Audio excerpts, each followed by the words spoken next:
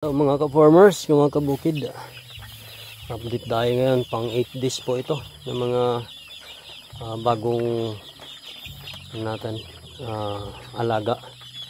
Pero mga kabukid, parang may problema ako dito sa mga bagong dating kasi 8 days na po ito parang masyadong mahina yung nila, yung tubo. Although sinunod ko naman yung yung pakain nila, yung patuka. Bali yung sinunod natin, ginawa natin is 45, from 1 day to 10 days sana, booster na Unifeeds. Sinunod ko naman mga kabukid, farmers, pero parang dihado tayo sa tubo niya. Ano ko nang ginigising ko na lang compare sa ito sa 200 natin na heads, okay naman yung tubo niya. Sa 5 days niya malaki naman yung yung tubo niya compare dito sa natin mga kabukid. So bagong dating natin, yun ang problema ko ngayon. Saka ang babagal kumain ng mga to. Panay tulog. Tapos naliligo pa sila sa sa inumin nila.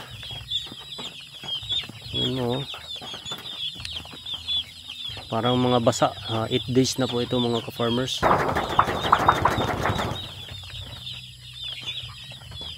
Hindi naman sila hinihingal pero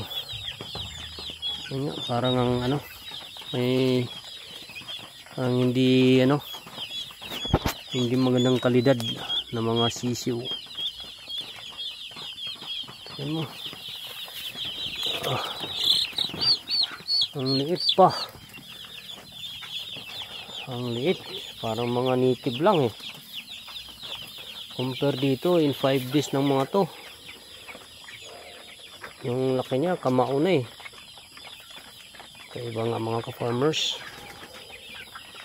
500 cube naman to yung natin. Ito pala update natin mga ka-farmers, bali 25 days na mga to.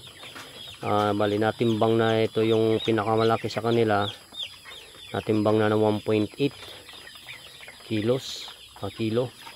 So yung iba 1.3, karamihan 1.5, 1.4. So 25 days ang target namin dito. Mag-harvest na po kami na 35 days. So meron lang po kaming 10 days bago i-harvest na natin. Umpisa na yung pag-harvest nito. So ibibinta na natin to mga ka-farmers pag umabot na ng 35 days. So pansin ko din dito kasi yung iba nito natin mga ka-farmers, DIY lang yung ginagawa natin ng lagayan ng patuka nila. Tapos pansin ko rin pag pag nakabitin siya na inuman la, madaling maubos compare doon sa nakalapag, compare doon sa mga nakalapag So ito 200 pieces po ito. Tapos yung isang side naman mga ka-farmers, hiniwalay natin dahil mayroon silang ubo, sipon pala, hindi ubo. Ginagamot po natin yan, dyan sila ginagamot natin kasi nag-uumpisa pa lang naman kami mga ka-farmers.